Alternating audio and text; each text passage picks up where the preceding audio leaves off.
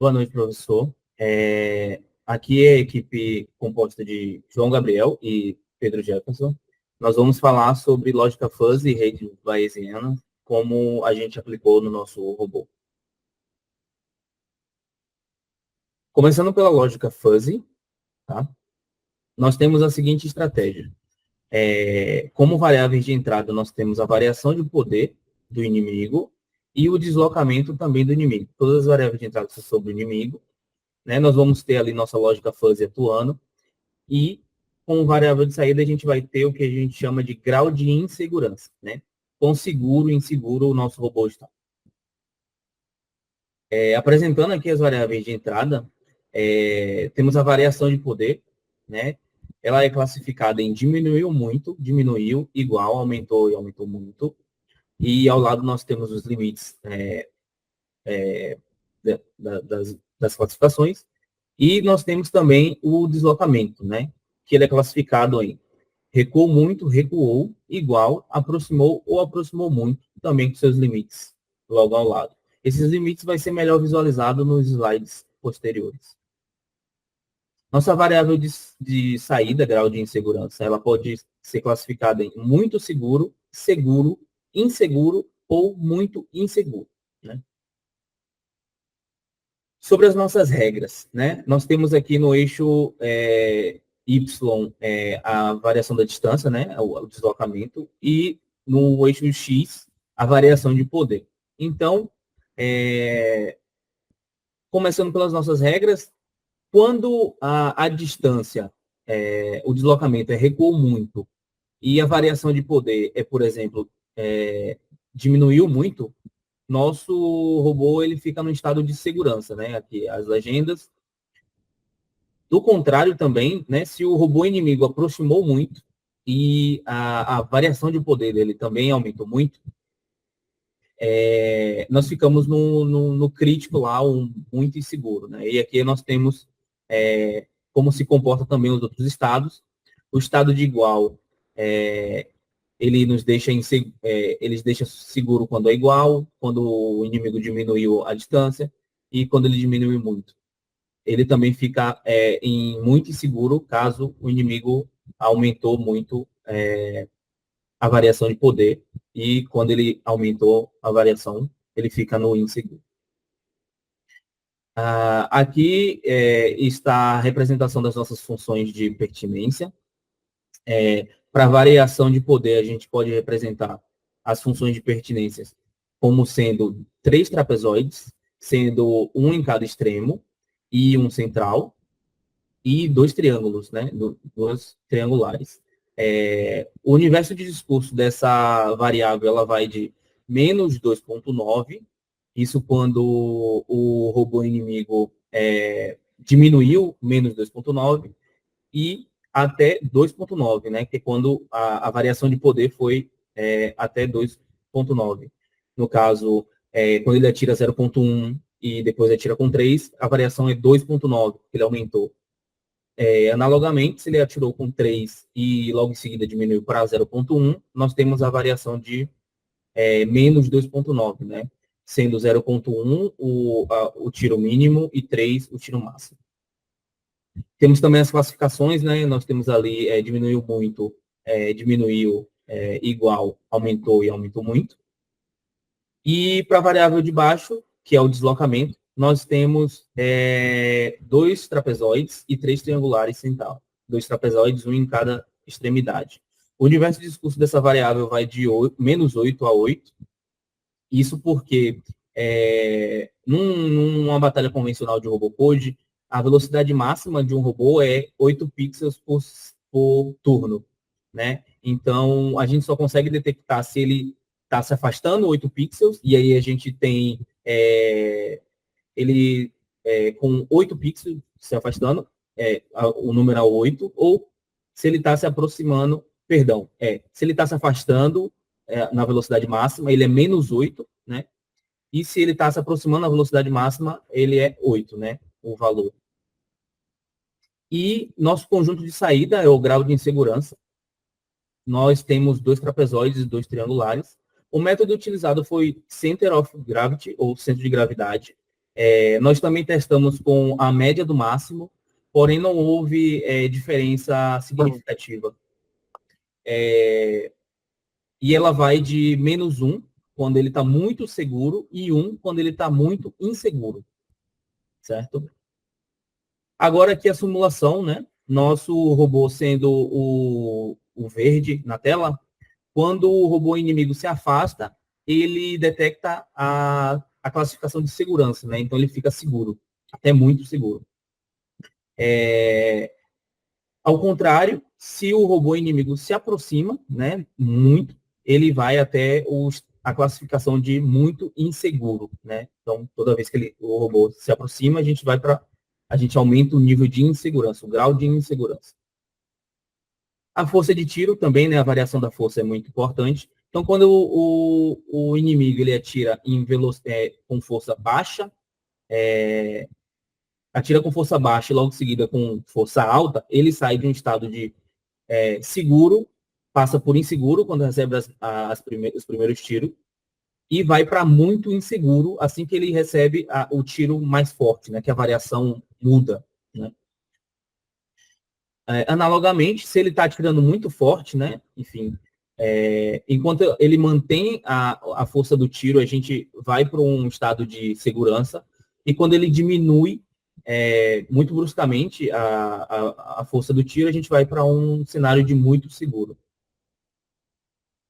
Aqui os comportamentos que nós implementamos em cada classe que nós temos, né? Então, quando o robô está na classificação de muito seguro, ele aproxima do inimigo, aumenta a força de tiro e diminui a velocidade. Seguro, ele aumenta a força de tiro e diminui a velocidade. Inseguro, ele diminui a força de tiro e aumenta a velocidade. E muito seguro, ele diminui a força de tiro e aumenta a velocidade para se afastar do inimigo, né? Para se esquivar. E por final, nós tivemos essa superfície de conhecimento, né? Ali a gente consegue ver o deslocamento, né? A variação da distância e a variação do poder do tiro, né? Também relacionado com o nosso grau de insegurança ali à esquerda. E é isso. Bom, boa noite, professor. Sou João Gabriel. Vamos falar agora um pouquinho da nossa estratégia, né, de redes bayesianas, né? Pode passar, Pedro, por gentileza. Bom, a estratégia desenvolvida aqui de redes bayesianas, ela vai envolver ali a probabilidade do robô decidir se ele vai ou não atacar o inimigo, né? Se ele deve ou não atacar o inimigo. E aí, com base nessa probabilidade, ele vai tomar a decisão, né, de atacar sim ou não mesmo. Bom, as variáveis que a gente utilizou aqui, né, para calcular essa probabilidade, elas são justamente a distância do inimigo, né, a energia do inimigo e o movimento que esse oponente tem. E com base nisso, a gente gerou os métodos, né, de coleta de dados, né, com base nas variáveis. Pode passar, Pedro, por favor. Bom, utilizando aí esses três métodos para classificar as variáveis de distância, energia e movimento do inimigo, a gente vai usar essa classificação de acordo com critérios específicos ali que a gente vai explicar a seguir, né? E a coleta de dados, ela foi realizada durante o método OneScan Robot, né? O OneScan Robot aqui para a gente é um método importante, porque ele é essencial ali para a gente obter essas informações de leitura das variáveis, né? Ele que vai fazer a coleta dessas informações que a gente implementou e vai ser armazenada numa classe de armazenamento para posteriormente a gente estar visualizando esses dados coletados para análise. Bom, a organização dos dados a gente classificou aqui as variáveis, né, dentro de intervalos específicos, como está aí na tela. A distância do inimigo, que foi classificada aí em próximo, e que vai de 0 a 100 pixels, né? Médio, que vai de 101 a 300, e longe, que é acima de 300. Tentando aí ajustar esse intervalo de classificação para melhorar, no caso do longe, para melhorar os resultados, a gente tentou deixar ele com um limitador máximo ali de range, né? Mas acabou que a gente também não teve nenhum melhor resultado em relação a isso, então a gente tirou o limitador e deixou ele assim mesmo, a partir de 301 até N, por assim dizer, né? A energia do inimigo também, ela é classificada como alta quando é a partir de 65%, média de 40 a 64% e baixa, né, abaixo de 39%. Essa classificação também foi a que mostrou melhores resultados para a gente no robô, a gente testou algumas outras, mas as probabilidades retornadas dessa forma e um resultado mais satisfatório na coleta dos dados. A gente vai ter o movimento do inimigo, né, que ele vai ser classificado também, os três, como parado, com velocidade zero, movimentando-se de 0,1 até 4 e zigue-zagueando se a velocidade dele for acima de 4, né? E também a decisão de atirar, que é baseada no sim ou não, porém, ainda assim, a gente setou para a permissão de tiro só ser efetuada se a probabilidade calculada ela for acima de 50%, né? Não vai ser qualquer probabilidade que ele calcular que vai efetuar o disparo na rede base, né? Bom, e a coleta de dados, né, que é justamente a classificação ICA, né? E os dados foram coletados ao longo de 10 rounds que a gente gerou com o robô anterior e gerou um conjunto aí de 3.990 instâncias, né, pra gente. A gente gerou um arquivo para poder a gente subir no ICA, e aí, segundo a leitura do próprio ICA, né, desses 3.990 instâncias, 2.179 foram acertos dos tiros e 1.118, né, foram erros, né? E também tem algumas instâncias algumas classificações de instâncias que o ICA traz para a gente, né? Inicialmente a gente não entendeu muito bem, mas a gente foi pesquisar a documentação, se encontrava para explicar melhor o que era. Então a gente tem ali as instâncias corretamente classificadas, que foram 3.915, deu um total de 98%, né, de todas as instâncias que os rounds geraram. As incorretamente foram só 75, 1,8% do total, né? E a gente teve a estatística capa, que foi o que a gente não entendeu inicialmente, né? Que, segundo as pesquisas, o CAP ele é um coeficiente, né? Ele é uma métrica que considera a concordância ali entre as classificações previstas no modelo da gente, base, né? E as classificações reais, e ajustando pelo acaso. Confesso que eu não entendi muito bem aqui, né?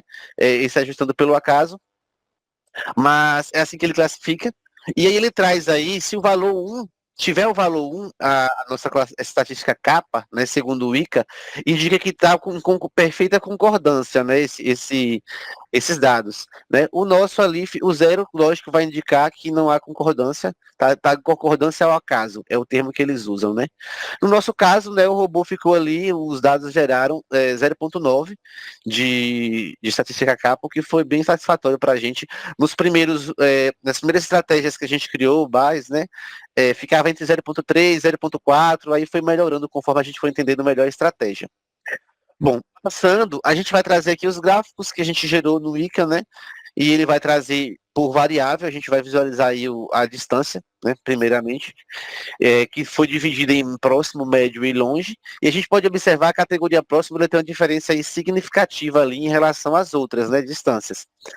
Mesmo a gente classificando a variável longe sem um limite de alcance, né, a partir de 301, a gente pode ver que a categoria próxima ainda assim ficou bem à frente do longe. A gente pode perceber aqui, né, que o nosso robô ele segue um comportamento ali, talvez pelas estratégias tanto bayesianas quanto as do fuzz, ele segue um comportamento de mais eficiência em distâncias menores, né? Que no caso aí é o próximo que está em azul. Seguindo para energia, né? Para energia, a gente também tem a divisão aí entre alta, média e baixa, né?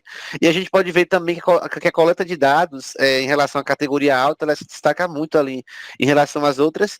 E a gente também entende que a relação do robô à energia inimiga é mais eficaz quando ele está com a vida alta, né? Em batalha. O movimento do inimigo, né? Que pode passar por gentileza, Pedro? Ele também está categorizado ali em três nós, né? Que vai ter o zigue-zagueando, que é o que está significativamente maior do que as outras. Isso provavelmente porque o comportamento, né, de evasivo do robô inimigo, né, que ao entrar ali no confronto, provavelmente adota estratégias mais rápidas de movimentação, tanto evasivas como ofensivas, né? Geralmente os robôs eles não vêm em linha reta nem ficam parados, então consequentemente isso traz um volume maior de dados para essa movimentação zigue-zagueando, já que a coleta desses dados é em relação à movimentação inimiga, né? E a estrutura bayesiana, desculpa, tem os acertos, né? Que a gente vê que está próximo um do outro, os acertos e os erros aí, apesar dos acertos ficar um pouco acima. A gente ficou satisfeito com o resultado, mas assim, poderia ter sido um pouco maior, né? Só que após a gente fazer algumas tentativas mudando as estratégias, a gente conseguiu manter sempre um resultado um pouco acima, né, dos erros, né? E seguindo, Pedro, por gentileza, a gente vai ter a estrutura, né, da rede, que foi gerada pelo Wiki mesmo, e como esperado, gerou os 3 nós independentes, né, que justamente a distância, energia e movimento, e a gente tem a variável pi ali como o acerto, né? E a gente traz também as probabilidades geradas, né, de cada variável, né, de cada nó. Né?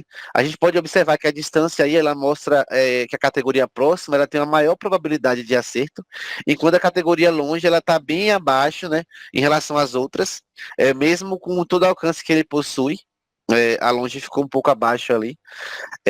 Para o comportamento do robô em relação à energia, né, a gente vê também como os próprios gráficos mostraram que a categoria alta está mais voltada para a categoria alta, né? A gente ainda assim fez alguns ajustes em relação à energia, como eu disse anteriormente, só que ele se manteve o comportamento. A gente buscou um equilíbrio ali em relação à probabilidade, né? Mesmo assim, com as alterações que a gente fez, ela se manteve mais ou menos nessa faixa, talvez devido às heurísticas da gente, as estratégias tanto fuzzy também podem ter mantido, né, esse comportamento. E se eu vir para o movimento ali, a gente vai ver que o zigue-zagueando ele se destacou, né? Mostrando que a estratégia do inimigo em acertar do inimigo, desculpa, a estratégia do nosso robô em acertar inimigos em movimentos evasivos está boa, né? Claro, a categoria parado ali tá pequenininha, né? Tá mínima, porque a gente espera que realmente que a probabilidade para acertar o inimigo com o movimento parado seria bem maior, mas nenhum inimigo vai adotar certamente uma estratégia dessa de ficar parado enquanto batalha, né? Então a gente vê que naturalmente o zigue-zagueando ele apresenta a maior probabilidade justamente porque os robôs eles se movimentam durante as batalhas. E os acertos e erros, né? Que como eu mostrei também em gráfico, ele ficou equilibrado ali.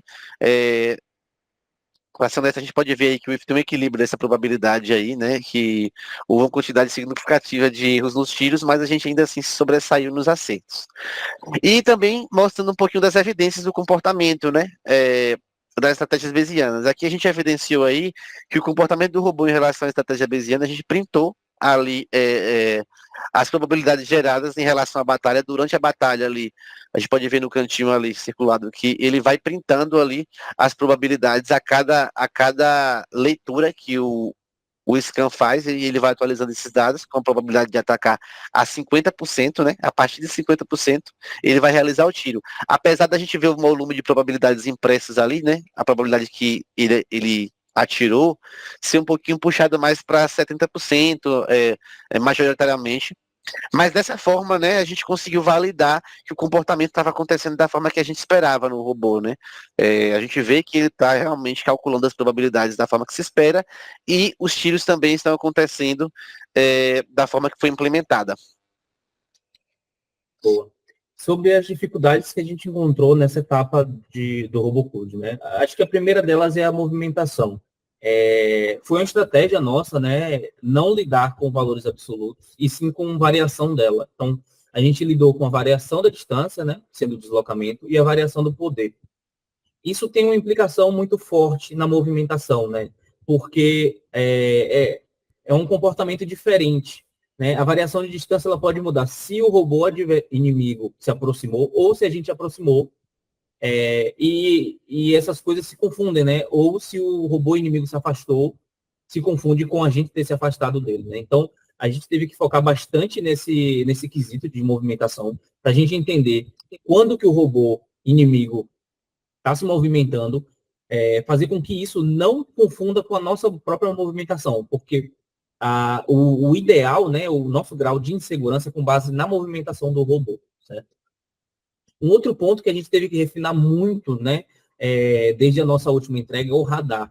A gente só consegue detectar variação de velocidade se a gente tiver com o radar o tempo inteiro focado no inimigo, né? Se a gente, por algum instante, olhar para o lado e o radar não apontar para o inimigo, a gente não consegue detectar a mudança na velocidade, porque o Robocode ele não dá essa informação se o radar não estiver em cima, né? E por último, a detecção de tiros, a gente teve que adaptar, né, a nossa lógica, porque a gente queria, a princípio, detectar mudança na variação do tiro de todos os tiros que o inimigo desse na gente, porém, a gente só consegue detectar também os tiros que nos atingem e os tiros que atingem nossas balas. Então, ficou meio estranho isso, porque a gente só consegue calcular muito bem a probabilidade depois de perder um dano, né, sofrer um dano, porque a bala do inimigo nos atingiu, né, e isso não era o ideal, né, a princípio. A gente teve que modificar essa lógica para ser só os tiros que de fato atingem a gente, que são os únicos que a gente consegue medir a força, né. Ponto.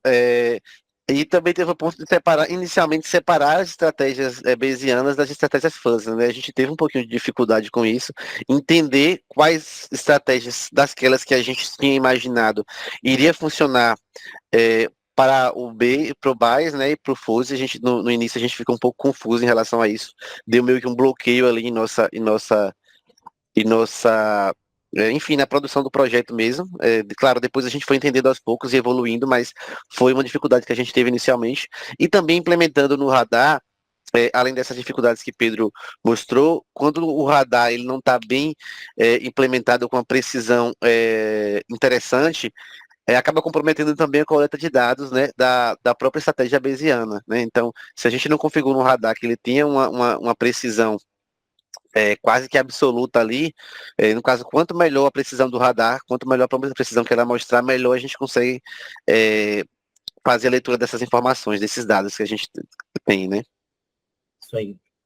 Como conclusão, né, a gente tem que a parte do fuzz ele melhorou muito no tempo de resposta e, assim, na parte defensiva no geral, né, esquiva, detecção de proximidade do robô e tal, e como se comportar de acordo, né, com o grau de insegurança que a gente gera e fazer com que o nosso robô se comporte ali.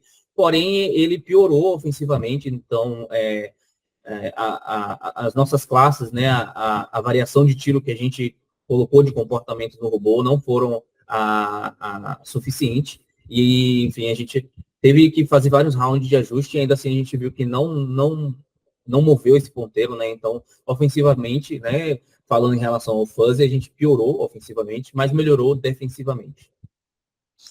E se trazendo para o BAES aqui, a gente teve uma melhora na tomada de decisão do robô, e aí junto os outros dois pontos também, porque a gente evitou o desperdício de tiros, né, e consequentemente a gente não perdia vida desnecessariamente, né, a partir do momento que a gente configurou as probabilidades, né, para ele realizar os disparos e ter sucesso nos acertos. Então isso aí a gente deixou de perder vida necessariamente, melhorou, né, a precisão desse tiro, e justamente por conta disso a gente tem adaptação melhor às condições de batalha, né, já que a gente tem uma tomada de decisão baseado na probabilidade na hora de executar uma ação, principalmente em relação ao tiro na batalha. A gente percebeu que o robô ele é mais, digamos assim, sustentável durante o round, né, do que nas versões anteriores.